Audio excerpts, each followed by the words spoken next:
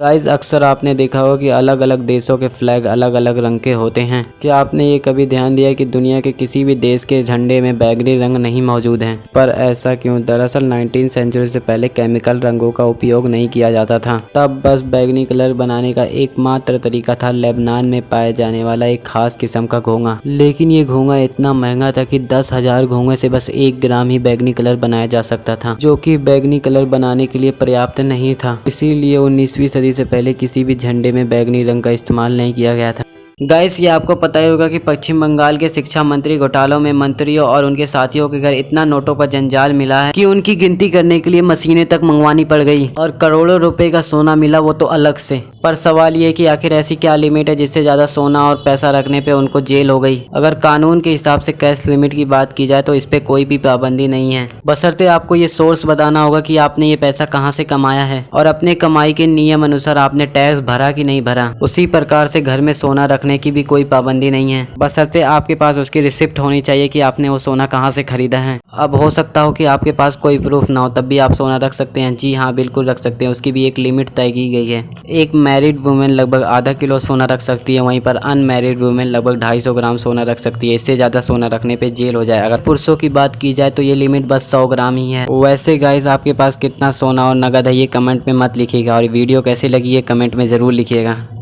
Guys, अगर आप मेरी ही तरह स्पोर्ट कार के दीवाने हैं तो मेरे पास आपके लिए एक इंटरेस्टिंग फैक्ट है। क्या आपको पता है Audi, Bentley, Lamborghini, Bugatti, Skoda, seat और पोर्शे, ये सातों कंपनी जो स्पोर्ट्स व्हीकल बनाती है, सातों कंपनियां अलग अलग नहीं है, बल्कि इनकी एक ही मदर कंपनी है जिसका नाम है वोल्क्सवैगन। जी हाँ गाइस, ये सातों कंपनियां वोल्क्सवैगन के अंदर ही आती हैं। और इन सातों में से आपको कौन सबसे ज़्यादा पसंद है हमें कमेंट्स में ज़रूर बताइएगा।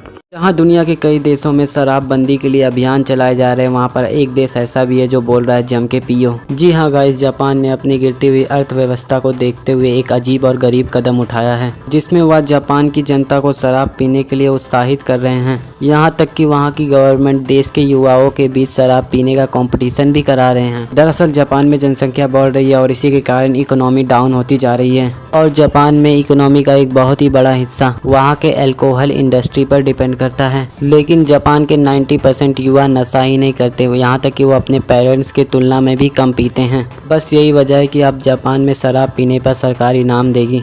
रसिया के प्रेसिडेंट व्लादिमीर पुतिन ने अपने देश की महिलाओं से 10-10 बच्चे पैदा करने को कह दिया है। दरअसल रसिया की जनसंख्या घटती जा रही है, इसलिए व्लादिमीर पुतिन चाहते हैं कि वहां की महिलाएं 10-10 बच्चे पैदा करें। यही नहीं, पुतिन ने ऐसा करने वाली महिलाओं को मदर हीरोइन अवार्ड देने का भी कहा है। असल में ये अवार्ड सेकेंड वर्ल्ड वॉर के दौरान पॉपुलर हुआ था, जब रूस की जनसंख्या तेजी से घट रही थी, लेकिन 1951 में सोवियत यूनियन के अलग होने पर इसे बंद कर दिया गया। इस अवार्ड के साथ साथ महिलाओं को 13-13 लाख रुपए भी दिए जाएंगे।